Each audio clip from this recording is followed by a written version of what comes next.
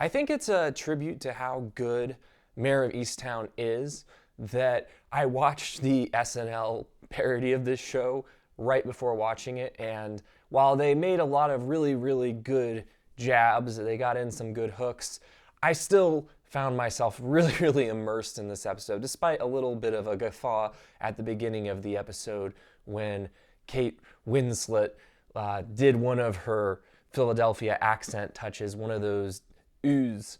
I cackled a little bit at that, but I got back into the spirit of the episode pretty quickly. If you haven't seen it, I might wait until the end of the show to check out the SNL parody of this called Do de Mood, but it's quite good.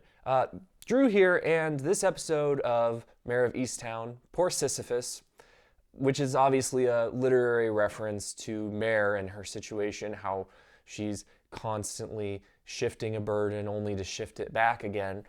We see Mare pretty quickly getting back on the case. We see that Zobel, in his respect for her, the sense that she has something to contribute, he doesn't really even seem to consider not letting her help him with the investigation. Like, she shows up at his house, he looks at her for a second, thinks about it, and then welcomes her inside to help him,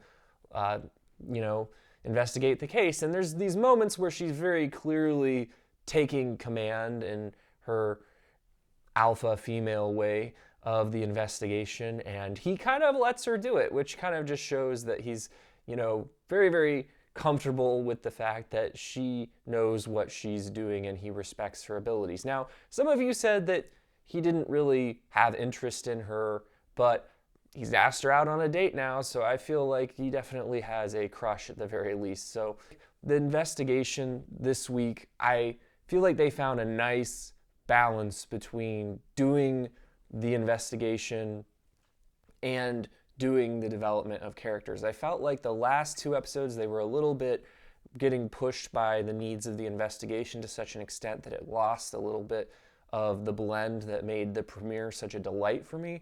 But this episode, I feel like they had a really, really good balance of revelations and of character development. They had a lot of slow moments that were just letting us luxuriate in the environment and the emotions that the characters were experiencing. And they also had a lot of big reveals and twists. I feel at this point that there's a couple suspects that stand out to me, but it seems like it's becoming obvious that there's two different things going on. So we'll have to wait and see, because it's definitely a lot more complicated than we initially realized.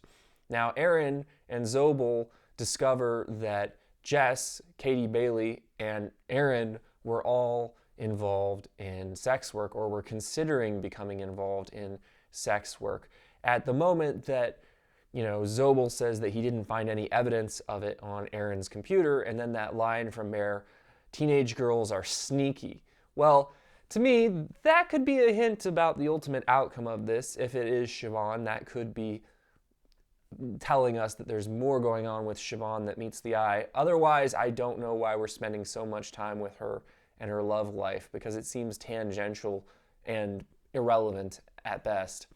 But this revelation, I think, really, really makes us question what's going on all the more. Is it, was what happened to Aaron the result of her going to meet the same person that Jess and Katie met, or was her circumstance an independent event from the other two girls? The other two girls, as we discover at the end of this episode, have been kidnapped, and they're being held in this bar.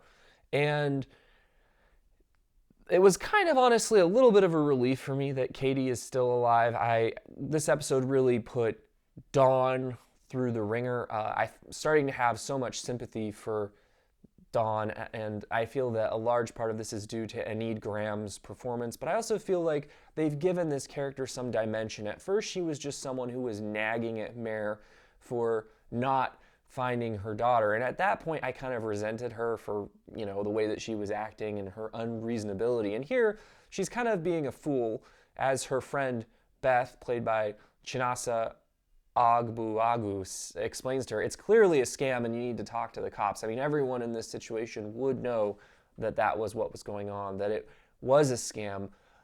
And you see her grappling with this, and you realize that she's torn between what she knows is probably true and just this hope beyond hope.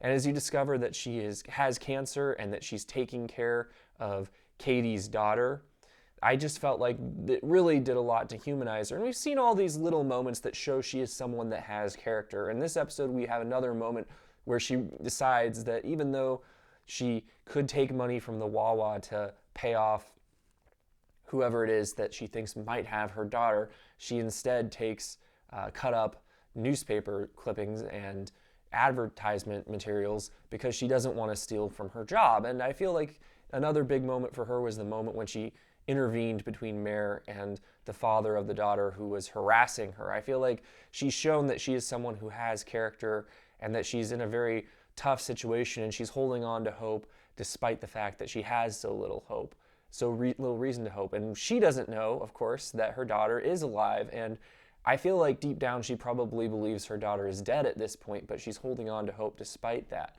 I figured out what was going on with Freddie, Beth's brother, because the minute that he called Dawn and said, you know, here's some details about her, if he actually had the daughter, then, you know, he would be able to bring her to the phone, and it's obvious that he doesn't have her or he would do that. So it was obvious it was someone that somehow found out details, or someone who killed the daughter in the distant past. But I sort of recognized his voice, and then I realized that Beth, being Dawn's friend, would probably know this information, and I remembered that Freddie obviously is always looking for a fix, so that was when it dawned on me he was probably trying to just get some money so that he could get a fix. And, you know, it made sense because $5,000 is not a lot of money. If someone had your daughter, typically I feel like they would ask for a lot more money. It's clearly just someone trying to get some cash quick, and that kind of makes sense. It's kind of junky thinking. I feel like the interaction between Zobel and Deacon Mark Burton was pretty interesting. A lot of the time Zobel seems out of his element, and you kind of feel like, how is he the outside expert? But this was one of those few moments where he really handled this interrogation by a pro, and I feel like a pro. I loved the little smirk he gave when he hinted jokingly that you haven't been avoiding me, have you, Deacon? And the way that this whole plotline has been playing out, I feel a degree of sympathy for Deacon Mark Burton, even though I don't know if I should, but it seems like he's about to get mobbed because of whatever happened to him in the past, and we don't know anything about it. It could have been a false allegation. It could be nothing. He could be covering something up for Aaron, and that could be leading all this suspicion to fall on him unjustly. But it's unclear, all of that at this moment. Maybe he isn't a good guy, even if he isn't Aaron's murderer, which I highly doubt he is, even though it seems pretty clear that he's the one who gave Aaron a ride over to where she was ultimately shot, since he had her bike and he dumped it off the bridge. How this is all going to play out remains to be seen, but I would be very, very surprised if he was the one who actually killed Aaron. I think he's a little bit too obvious at this point. Other noteworthy moments this episode, I thought the moment with Dylan and this child who he has come to find out is not actually his child. I thought this was a impactful moment. My wife had me mute the TV because she thought that they were literally going to have Dylan suffocate the child with a pillow, which that would have been very daytime drama, don't get me wrong. But as someone with kids, I was really still worried. I couldn't really handle it. It's actually hard for me to watch a child cry on TV, but thankfully it turned into almost a heartwarming moment as Dylan, you know, realizes, even though this isn't his child, that he still has this bond with the child and shows him some affection and takes care of his needs as his mother looks on. I thought that this was kind of a touching moment, and it's the humanity that I was wanting to see more of in the show. I wanted to see it get back to that. I also thought that the dynamic between Helen, played by Jean Smart, I haven't given her a lot of love yet, but I thought that her dynamic with her daughter Mare was so believable. I thought, you know, the moment when Mare comes clean and does the family meeting to confess to Helen and Siobhan that she planted the drugs in her daughter-in-law Carrie's car. I thought that this was a fantastic moment.